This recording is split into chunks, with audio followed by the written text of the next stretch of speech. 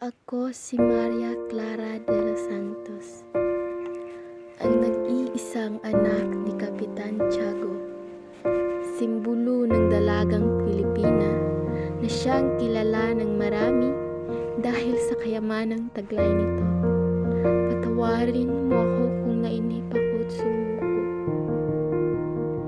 Patawarin mo ako kung naging mahina man ako. Patawad sa hindi paglaban, mahal. Palayain mo sana ang iyong sarili sa pag-ibig kong taksil. Kasintahan ko si Ginoong Crisostomo Ibarra, si Ibarra na mayroong malasakit sa bayan, ngunit napagbintangan sa salang hindi niya ginawa.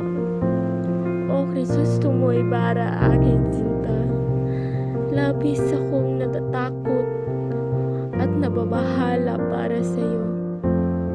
Mahal ko, ako'y patawarin mo sa lahat ng aking ginawa.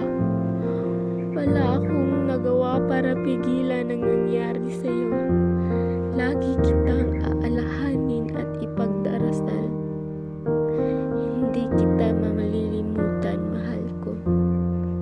Siguro nga ay magiging isa ka na lang alaala sa buhay ko. Hanggang sa muli nating pagkikita, mahal ko.